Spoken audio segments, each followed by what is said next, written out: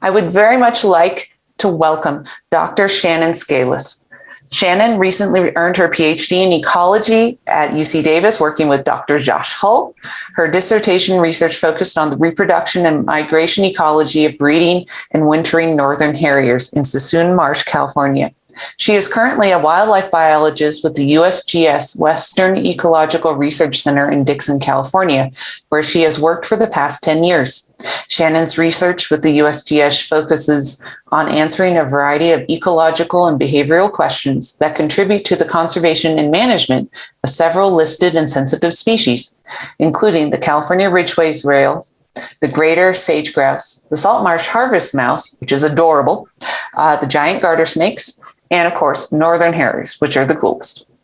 She also works with various waterfowl species to understand reproduction, migration, movement, and habitat use, working with many state, federal, and nonprofit organizations, as well as individual landowners across California.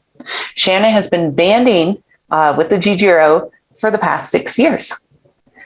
All right, Shannon, you all ready?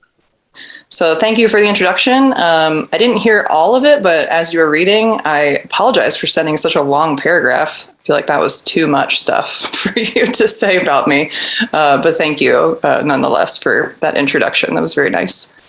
So today I want to talk to you about intermediate molt. This is kind of going along in a 3-part basic, intermediate, advanced molt series. Let's go to the next slide. And so last week, if you attended or you listened to Blaine and Lynn's talk on basic molt or intro molt, what we learned was, what molt is, right? Replacing feathers, replacing worn feathers and old feathers to new feathers every year. Why birds molt and why we care.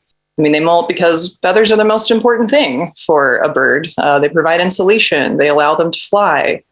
For many, many species, they're under sexual selections. They're important for reproduction. So there's lots of reasons we care and birds care about molt. It also allows us to age birds, and us in particular, I mean, researchers that work with birds so that we can accurately understand how old they are, different age classes of birds. It can tell us something about their health, and it can even tell us something about their evolutionary history. So for example, we learned that falcons have a similar molt pattern to parrots, and now we know that falcons and parrots are closely related. So looking at feathers, looking at molt, these things are important for a variety of reasons and answering a lot of different questions. You also learned a lot of molt terminology and molt cycles and timing, like pre-basic, informative, and definitive. I know that's a lot of terminology, so I won't go into that much in this talk.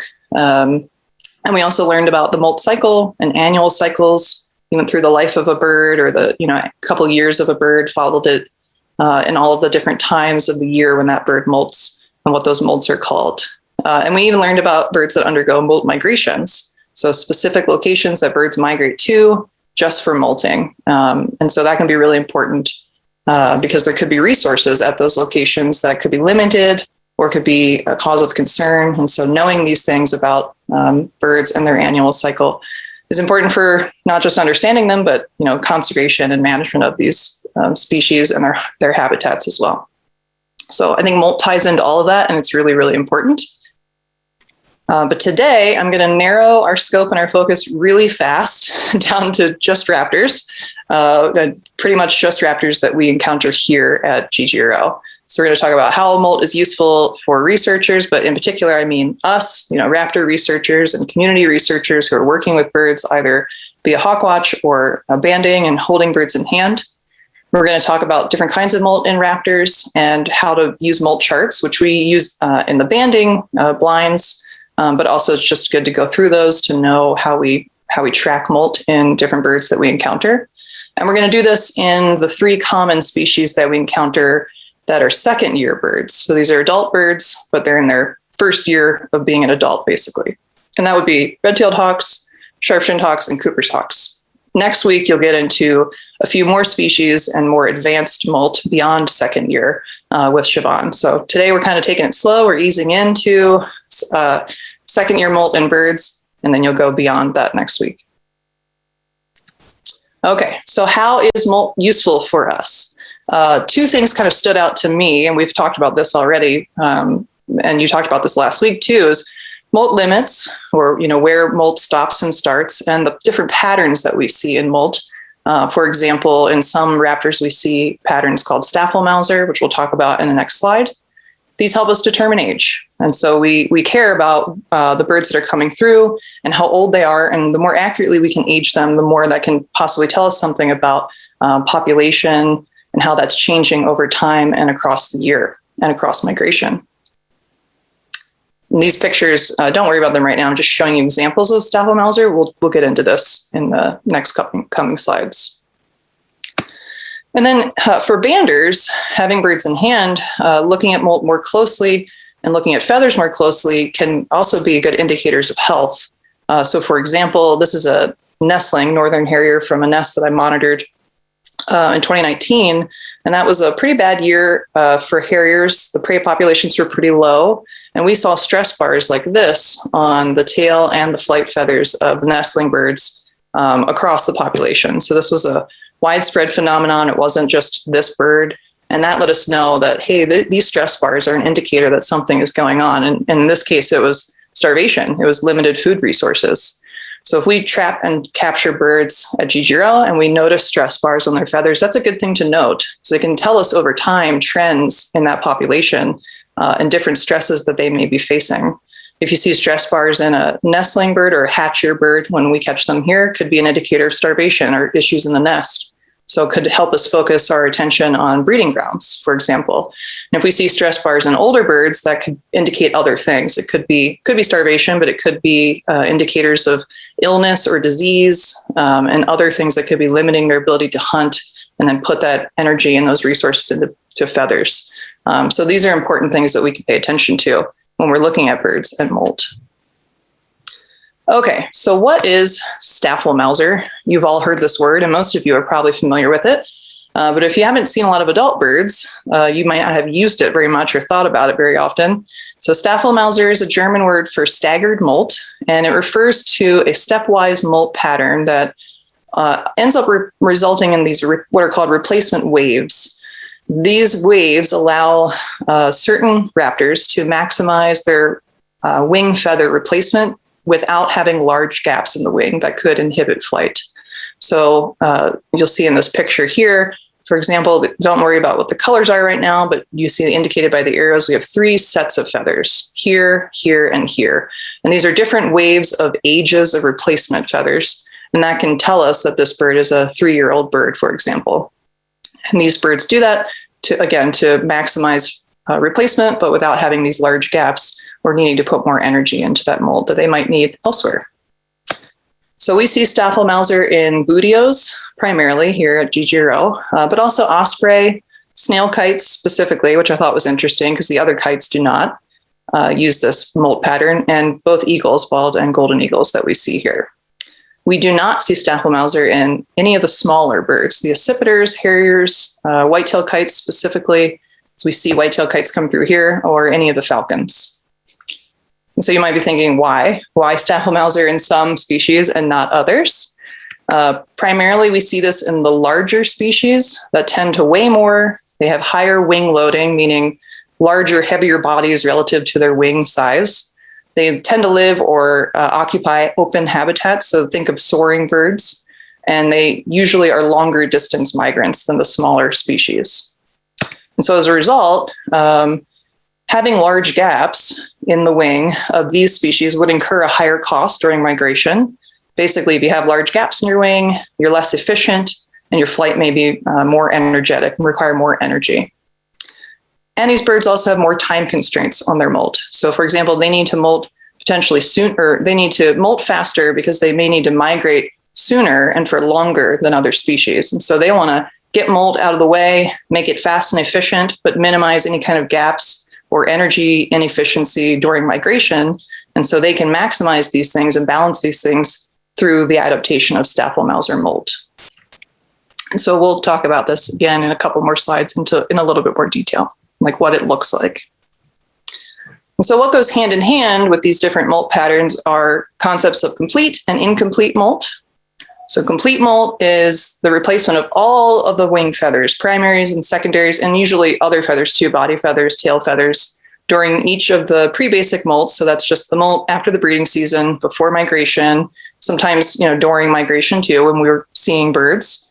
And these individuals, because they're replacing all of their feathers, can typically only be aged up to the second year, meaning they only have 2 ages of feathers. They have new feathers that they're growing in and the old feathers from the previous year. Sometimes we can age them up to third year or just after second year, but usually not beyond that, because no matter how old they are, they tend to only have up to 2 ages of feathers at any given time on their wings or their bodies.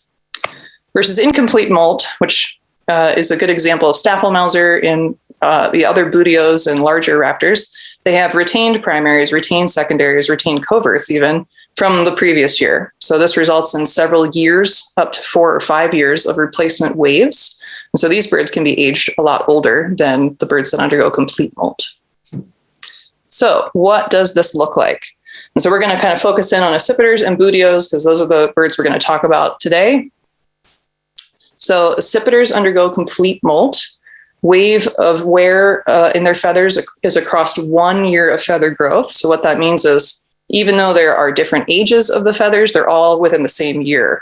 And so let me walk you through what that means. So this is the general pattern of molt for all of our raptors, whether they're accipiters or Buteos. They tend to molt their primaries distally from P1 out to P10, and then secondaries in S1 to S4, so proximally S5 to S8, and then S13 into about S9. So these are the secondary feathers here. And so the Buteos do this as well. The difference is in accipiters, they do all of it in 1 year. So it's completely molted in 1 year, and that's why we call it complete molt. And you can see these lighter feathers are going to be the, quote, older feathers, and these are the newer feathers.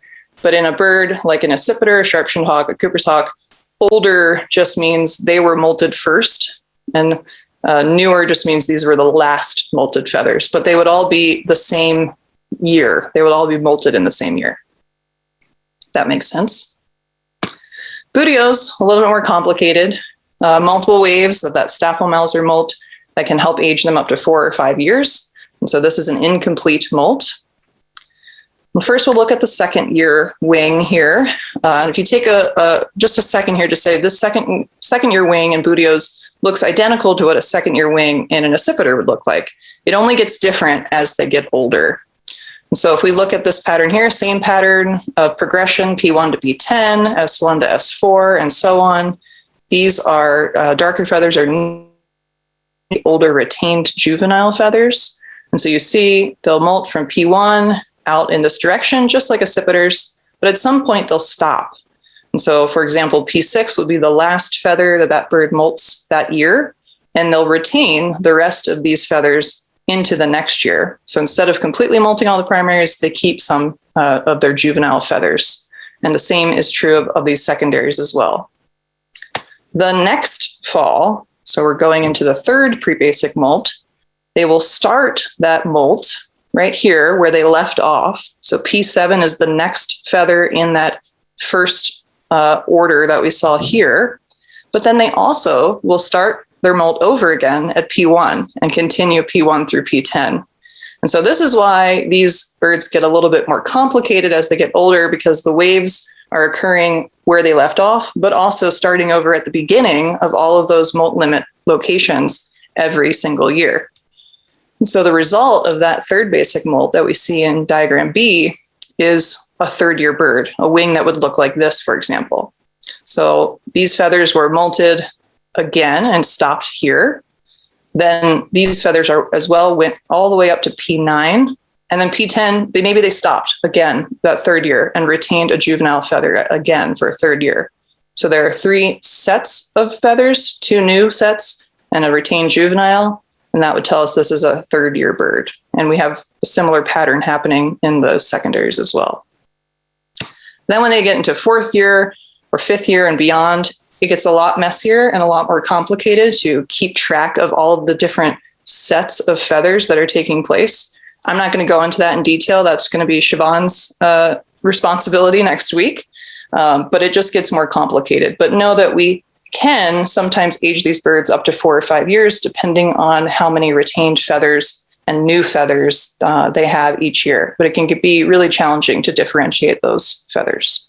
So we're going to focus on second year birds, much easier right here. And even though I just talked about the differences between accipiters and bootios, the second year pattern and second year wing is pretty similar, pretty much identical between accipiters and bootios in that second year. Any questions? I see one in the chat, just want to make sure. Okay, great. All right, so let's move on to the molt charts that we use here at GGRO. This is just the generic molt chart, just to set us up with what we're keying in on and what are the important things to fill out when we look at these molt charts. And then we'll get into the more species-specific molt charts and look at examples in the next couple of slides. So there's about 4 important things that we really look at and key in on, and then some more specifics for individual species. Coverts, all the body feathers that are covering the dorsal and the ventral side. We typically focus more on the dorsal side. That's easier to see the difference between new and retained feathers.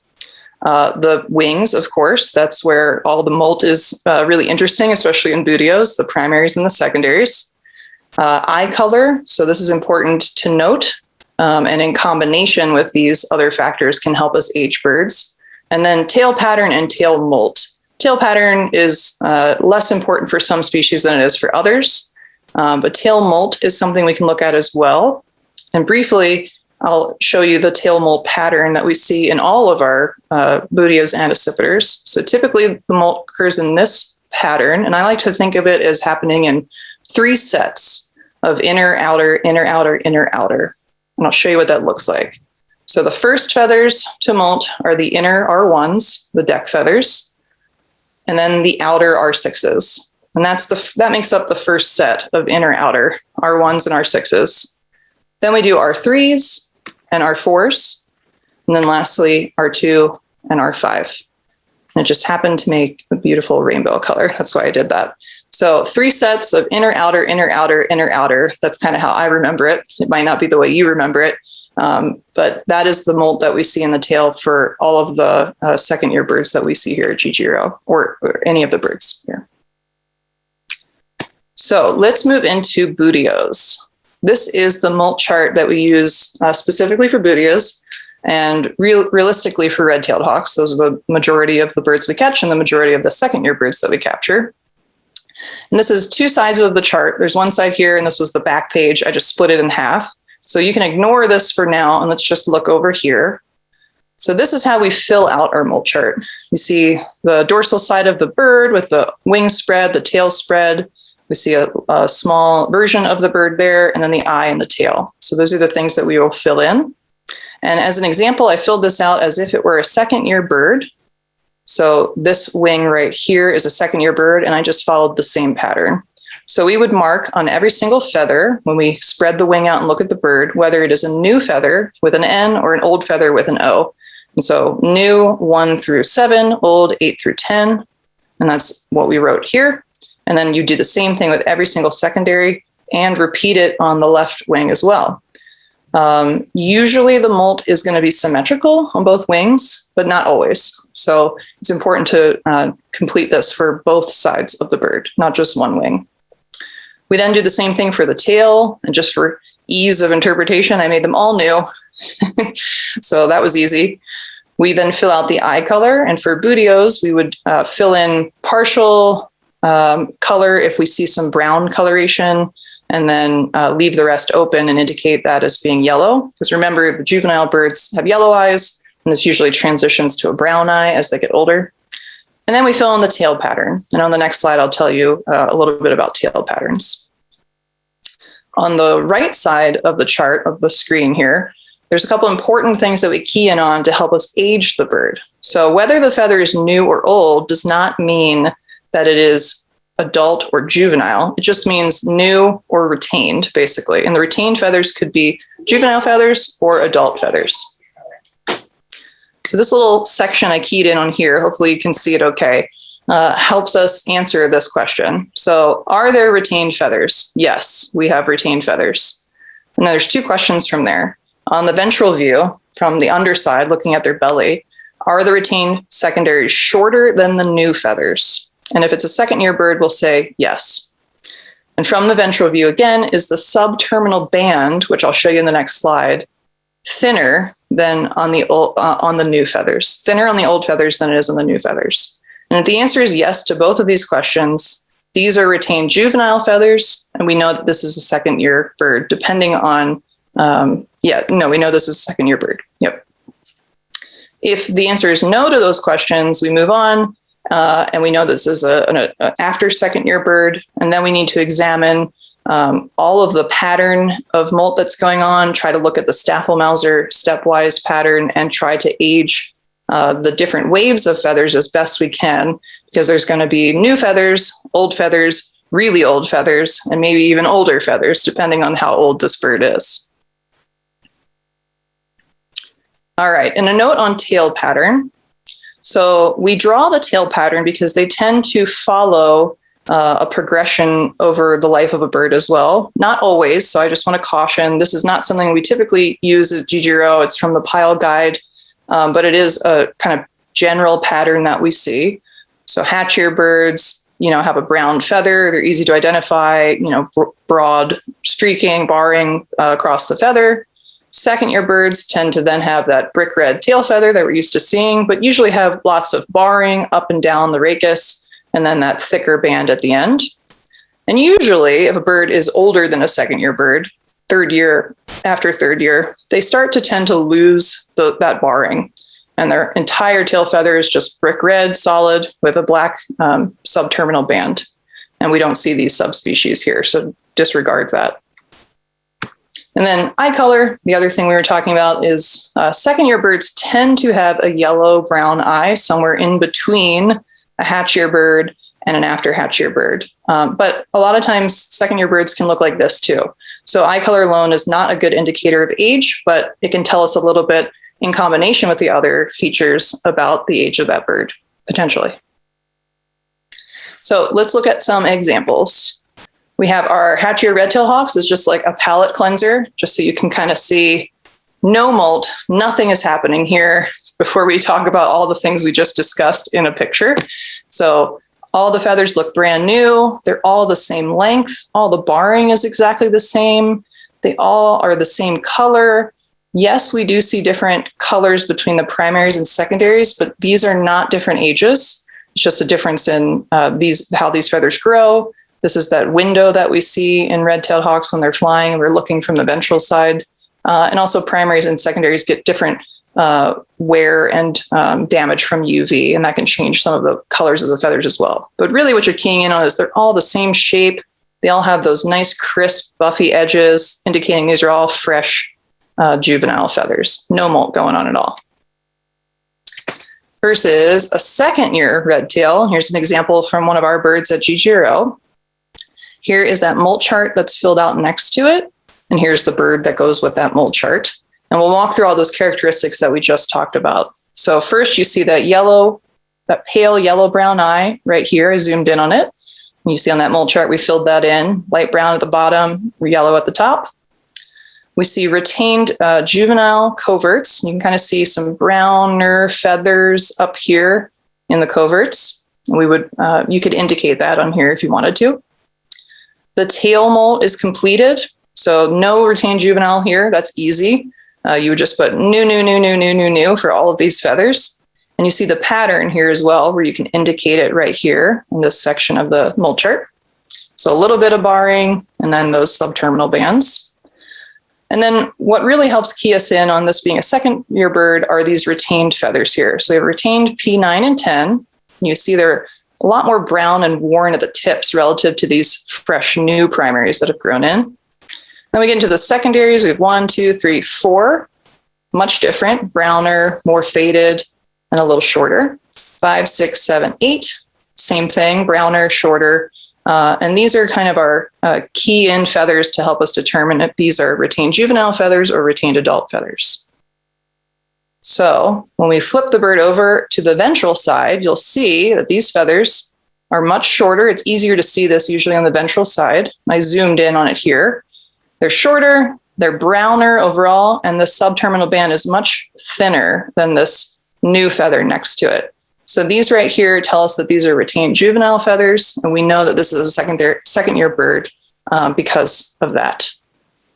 And so we fill those things in right here. You can fill in a little bit of the breast pattern that you see here too for morph, and we call this a second year bird, and we band it and release it. Take a look at just a couple more examples in a second year red-tailed hawk. The rest of these examples come from the In-Hand Guide to Diurnal North American Raptors, that new publication that came out last year from Hawkwatch International. I have the reference at the end if you don't know what this is or you haven't seen it. I highly recommend it. It's a great picture guide for pretty much all the common raptor species that are seen or trapped in North America. It's really, really great. It has lots of good information. So we have an example of a second year bird here with its wing and its tail. We'll look at the wing here first. It can be a little harder to see sometimes. This looks kind of messy overall. But if you just look at the primary as we go along here, all the tips are the same color. They're pretty black and fresh. And then these start to look really worn. So P7 through P10, we know are retained juvenile feathers right here. They don't show us the ventral side of the bird, so it's a little harder to see. You just have to take my word for it here. When we get to the secondaries, you see 1, 2, these are dark. They look fresh. They have black subterminal bands. And then we have these 2 small feathers that are brown and faded. So S3 and S4 are retained. Then we have our new 5 and 6, and then 7, 8, and 9 are retained. Another thing that can help key you in on that is usually the coverts above these feathers are retained as well. So usually when they replace the secondary, they replace the coverts above it at the same time. So you see that these are retained and these are retained. These are retained and these are retained.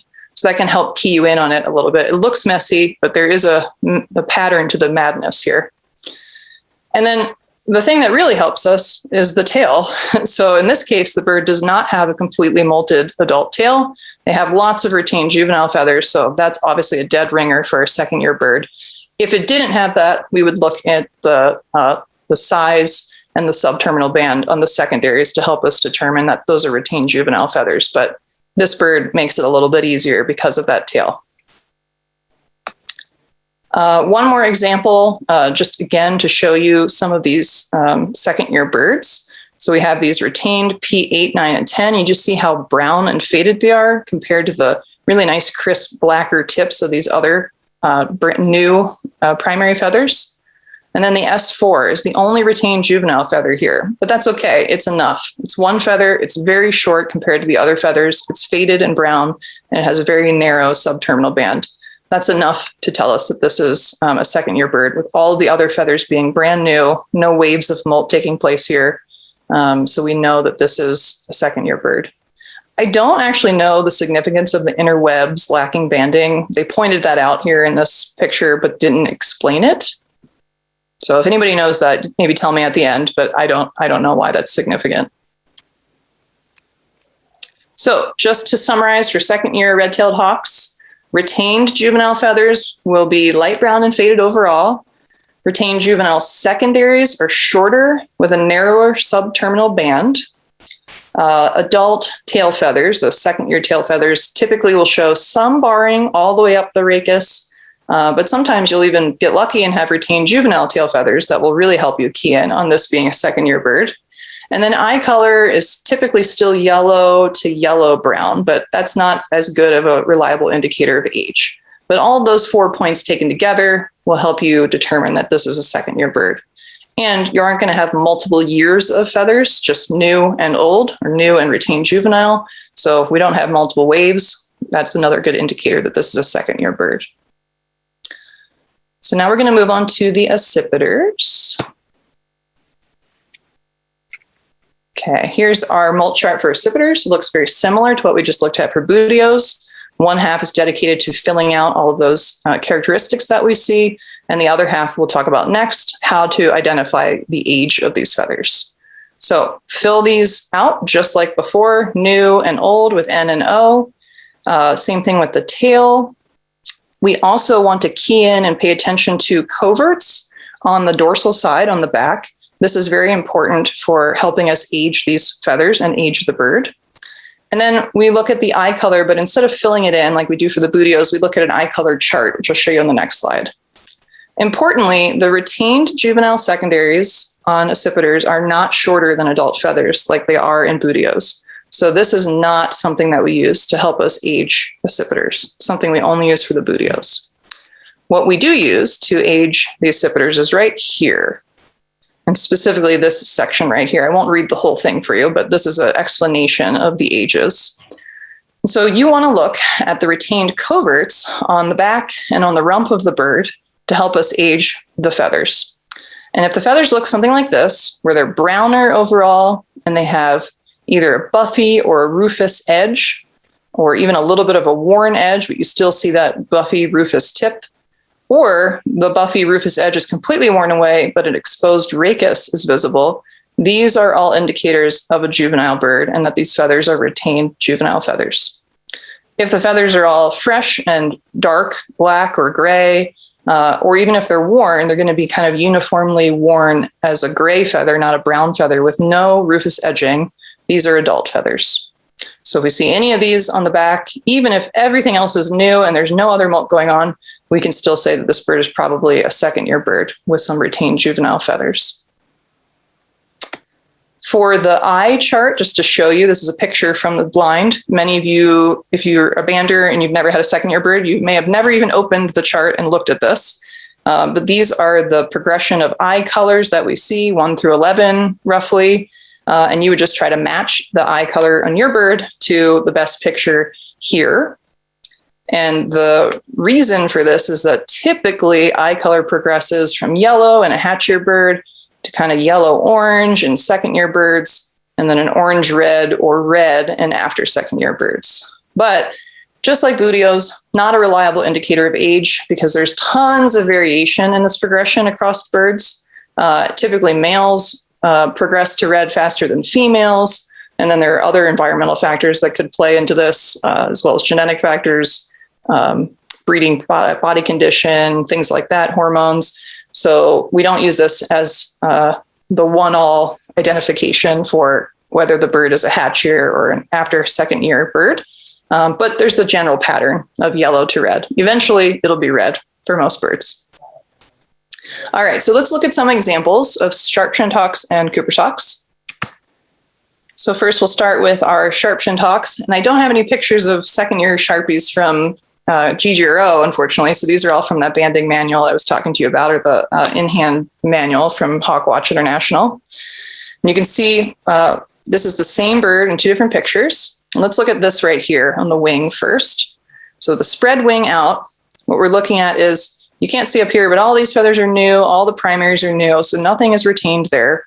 Then we get into the secondaries, new, new, new, and then this feather here is growing in. So this is S4, and even though it's shorter, that does not mean it's a retained juvenile feather like Buteos. This is just a new feather that's growing in and hasn't completely grown in yet.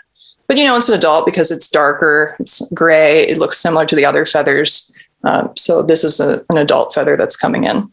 Same thing here with the S7. It's a little shorter because it's growing in. But right here, peeking through, is this S8. They didn't take a really great spread picture of it, but you can see that it's really, really light brown, faded, and really ragged along the edges. This is the only retained juvenile feather on the wing of this bird, but that's enough. Because remember, no Staphylmauser, this will just be 2 ages of feathers. And because we have one that's really brown, really worn, we know this is a retained juvenile feather, not a retained adult feather from the previous year. So that one feather gives it away. However, we have another indicator. We spread the feathers away on the back. You can see how the upper back is gray. These are adult feathers. But down here around the rump are all these retained juvenile feathers that are brown and worn. And very subtly, you can see the rufous edge to these feathers. See right there?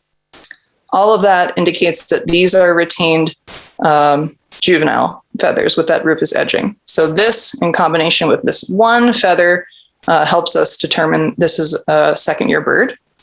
We have one more indicator that helps us here, and that's the tail. We see the brown feather, or the gray feathers right here are all the new feathers that have grown in, and the retained brown feathers are juvenile feathers. If there were retained adult feathers, they would not be as brown. They'd be a little bit more gray and washed out. So that's another indicator that these are adult versus juvenile feathers. Another cool thing to look at is, remember the Molt sequence, where we have the first R1s, then we replace the R6s, R3s and R4s, and then last is R2s and R5s. And so this bird is at the very end of that Molt sequence. We still have R2s, they have one R5, and they're growing in this new R5 right here.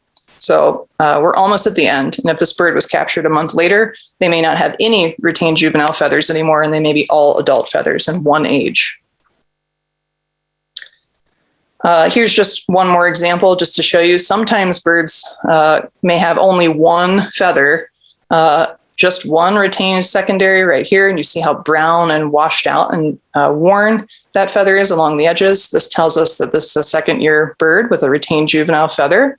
I do see some maybe retained juvenile coverts, but even if they weren't there, this would be enough to tell us that this is a retained juvenile feather, because if it were an adult feather, it'd be grayer. It wouldn't be quite so brown.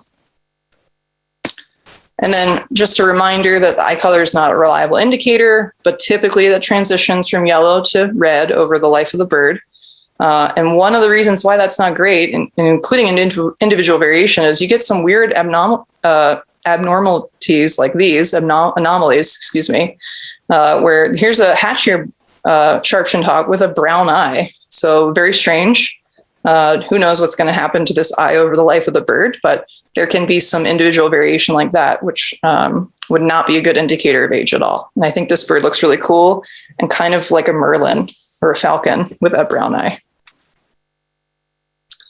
All right, so let's move on to Cooper's hawks. I just have a couple of examples here. And not surprisingly, it's pretty much the same pattern as the sharp-shinned hawks. I just wanted to have some pictures of Cooper's hawks too. They're a little bigger, their feathers are larger, so it's a little easier to see. And so here's an example of a second-year bird that we captured a few years ago. You can see this is the division between the primaries and the secondaries. And you can see here, all these feathers are fresh and new. They look exactly the same age. And when we first saw this bird, we just figured they're all the same age. But when we started counting them, we realized P10 was missing, and it's up here and it's growing in. So that's another indicator. This bird is at the end of their molt. Their last primary is molted and is growing in right now. If we look at secondaries, new, retained, new, retained. And then we have some retained coverts here and along the rump as well. If we flip the bird over and look at the ventral side, you can see that P10 growing in a little bit better. And you can see the color difference between the old feathers here and the new feathers. Much crisper, blacker overall versus this faded and brown banding. But note, again, the length are the same between the retained juveniles and the adult feathers. So that's not going to help us out here. Same bird, if we look a little closer at some of the retained coverts, you can see much easier here that rufous edging on these retained feathers. All indicators that this is a second-year bird. These are retained juvenile feathers. And the tail, in this case, doesn't help us at all. All the feathers are new. No retained juvenile feathers. This bird is completed its tail molt. And there's a yellow eye, which tells us this is probably a young bird as well. So I want to note, too, about these deck feathers. A lot of people ask about them. Why do they look different? Sometimes they look different on multiple species. And you can see they look a little faded here. And you might say, oh, are those retained juvenile feathers? One, remember the sequence of molt. These are the first feathers to molt. So it wouldn't make sense for these two to be retained and the rest to be brand new, because these are the first ones. They look new, or they look a little older, but they're just a little older relative to the other feathers because they molted in first. These feathers also tend to be exposed more to UV damage and wear, because when the tail is folded, those are the feathers that are on top. So a lot of times the deck feathers look different. Sometimes it's just coloration and different melanin put into these feathers, like genetic factors that control this, but it can also be UV damage and wear and exposure to these feathers versus the other feathers that can make them look a little bit different than the rest of the feathers. All right, so let's look at another example. Here's a second-year Cooper's hawk again. How do we know? Look how crisp and dark these new feathers are relative to retained feathers. We have retained coverts, very obviously retained secondaries, and this retained P10 right here. This is a really stark contrast and easy to tell that these are juvenile and these are adult. And then the tail helps us out a little bit here too. We have some molt going on. Our 2s are growing in and our 5s are growing in. The rest of the feathers are new. And so if you remember the pattern, 1, 6, 3, 4, 2, 5, we're at the end of molt. 2 and 5 are coming in. P10, the last one to molt, coming in. S4, S8, these are the last to molt in the little sections of secondaries. And so this bird is at the end of molt. And in a month or so, we'll probably have all adult feathers and we wouldn't be able to age this bird very easily like we can right now. Here's just another close-up of some of those retained feathers that I wanted to show you with those rufous edges that make it really obvious that these are secondary or retained juvenile feathers, excuse me. And sometimes only one feather is retained. And that's what this feather was indicating. This picture was indicating, the captions on the previous slide. But it was saying that this particular bird right here had all brand new adult feathers. It completed its molt everywhere except this one feather. And this was the one feather that helped them determine that it was a second-year bird. So sometimes that's all it takes. And we have to look a little bit more closely at birds to make sure that we're not missing things like this that could indicate the age. All right, and just like the sharp-chinned hawks, same thing with coops. Eye color, not really a reliable indicator of age, but typically transitions from yellow, orange to red as birds get older. But again, lots of variation. This is different between males and females. And so we don't use this as the only indication of age in our accipiters. So summary of key ID points for our accipiters here. We have retained juvenile feathers that are light brown and faded overall, just like Booteos. Retained juvenile coverts have a rufous edge or a buffy edge, or if that's all worn away, an exposed rachis. We didn't see examples of that, but if you get really, really worn feathers, you can just see an exposed rachis. And then eye color, again, typically yellow to orange in a second-year bird, but don't use that as your only ID point. And then last but not least, my last slide, I just want to point out, especially for banders who are taking pictures of molt for molt charts, that lighting can make all the difference. So this is the same bird. I found this on a blog that was kind of highlighting this. Same bird in shade versus in direct light. I mean, look at the difference here. You can clearly see the old versus the new feathers much, much more easily in direct light versus in shade. You can still see it, but it's a little bit harder. So not only is it easier for you to fill out the molt chart if you take the bird outside in the sun, it's better if you take the pictures that you send to Teresa and everybody else out in the sun as well, because it's easier to see it in the pictures and then confirm that what you saw and what you put on the molt chart matches what is seen in that picture. So just a little tip there.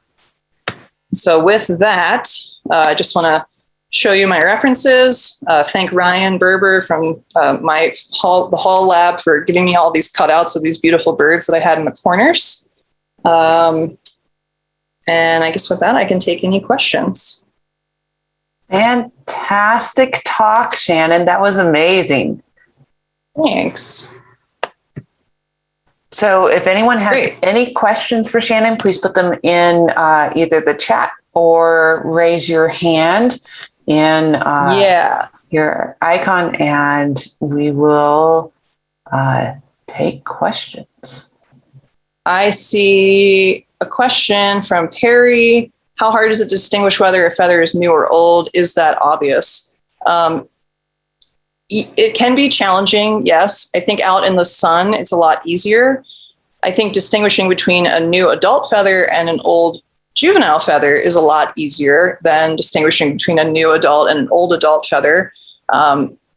The subtlety it's a little bit more subtle, right? So retained juvenile will be brown, and the adults tend to be either more gray or blacker kind of overall hue, or blue even, versus retained faded adult feathers are just going to be like a lighter, more washed out kind of gray feather. So not quite as brown as a juvenile feather. How long does it take for a feather to grow? That's a good question. I think it typically takes anywhere from a few weeks to maybe a couple of months. These birds are going to start their molt at the end of the breeding season on the breeding grounds. So maybe somewhere around July or August. And they're typically going to be done before they've completed their migration for accipiters. And they're going to, stop when they're bootios somewhere in the middle of that molt. So at the beginning of migration or right during migration is when they're going to complete it. So a few months for that total cycle to take place, but maybe a couple of weeks for each individual feather. Shannon? Yes. This is Mary. I have a question about the stress bars. Okay. What physiologically is happening? What is that stress bar? Is it a lack of, just what is it? Yeah, it's you were on the right track. It's just a lack of resources to put into building that feather. And so this is especially true in nestlings. There's kind of a predictable growth rate that takes place every single day for these feathers. And that just kind of keeps marching along.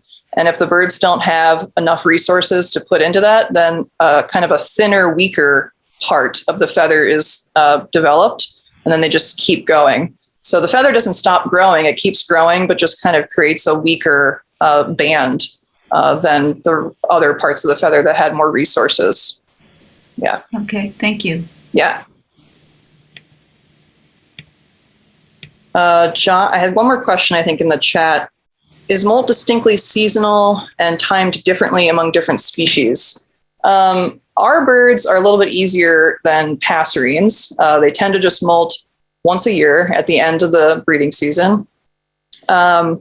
So there's going to be individual variation, population level variation. Birds at different latitudes may start molting sooner than birds at lower latitudes.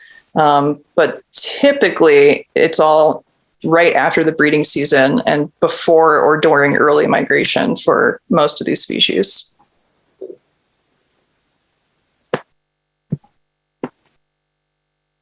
Can I pop in with one thing here? Yeah.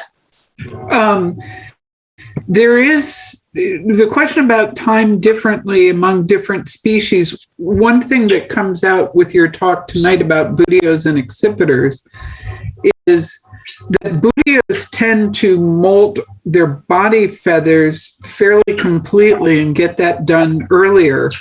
The accipiters molt the body feathers later in the season. That's why we look for the retained feathers on the rumps. So there are some differences between the species that way and between the families. Yeah, that's a good point. Yeah, that's a good point. I was just thinking of like overall timing across the year. It's roughly the same, but yeah, the order of molt can vary for different species for sure. Any difference in molt cycle timing between males and females? Yeah, I don't know a ton about that for each individual species. But yeah, I think males tend to molt a little bit sooner than females. Usually for a lot of our species, the males can leave faster and sometimes migrate earlier than females. And so they might initiate their molt and undergo molt a little bit sooner after the breeding season than females. Females might take a little bit longer to molt, and their molt and their wear might be more obvious too, because they have, depending on the species, they tend to have a little bit more wear and tear on them from being at the nest and attending to nestlings, usually a little bit more than males as well. But yeah, I think that's true. I think males are probably going to initiate molt a little sooner because they sometimes often molt earlier than females. And the same is probably true of juveniles too. So there's a lot of difference in migration timing between adult males and females, and then between adults and juveniles. So that will likely play into when those molt timings are initiated. Shannon, you feel up to explaining falcons real fast? No. John Davis has a request. I do not, but Siobhan can. Yes. Siobhan, do you have, you want to jump in? I don't know. Maybe I'll ask a parrot if they will demonstrate falcon molt, but I probably won't because I treasure my fingers. But it is a different pattern, which Lynn also talked about last week, and I will mention it next week. They've got a different pattern in both the primaries and secondaries, right, Siobhan? They're parrots. They don't Right. take it seriously. Yeah. Yeah. And another point too, we leave out turkey vultures. We tend to leave out vultures too, but turkey vultures also have a slightly different pattern of molt. It's a little bit more Staffel Mauser-like, but it's not exactly the same as we see in the Budios. So we could probably even do a separate talk just on turkey vultures. I don't know if Siobhan's going to talk about turkey vultures at all next week, but I am not, but that would be a great one for Alan, who's doing raptors molting in flight. yeah, Yeah. they tend to be really obvious too in flight. Yeah. Would anyone like to throw any last questions at Shannon? Well, we have her here as our resident expert. You're getting a ton of congratulations and thank yous, Shannon, in the chat. I just want to make sure you're paying attention to those. People have really enjoyed the talk. Yeah, great. I'm glad. And I hope I didn't cut out or freeze much. Okay. Mm-mm. And I know this talk is recorded and it'll be available to everybody, but I'm also happy to send my slides if you want a PDF version of that or if anybody wants it, because it can take a lot of time to collate all this information. It took me a lot of time to go through all the different sources and piece together, the important things. So I learned a lot doing this for sure. So I hope other people found it valuable and learned a lot too. All right. I am just going to remind everyone that next week, Siobhan Rook is going to walk us through Molt, advanced Molt. So we're going to take Shannon's info and we're going to go one step further. We're going to expand a couple species, and we're also going to learn how to age past second years, which I always think is exciting and fun. So save those Falcon questions for Siobhan. Think up some really hard, wonderful questions for her. Maybe she'll also have some practice birds for us. Thank you, everyone, for attending. You've been amazing. And again, thank you so much, Shannon. I learned a ton. Yeah, thanks. I did too. All right. I think everyone's gotten, and remember, into November, after we all celebrate Halloween, Day of the Dead, we're going to see Alan Fish is going to come back to us and talk to us about seeing raptor molt in flight. So again, also, just like Shannon, push ideas to Alan about things you might want to see.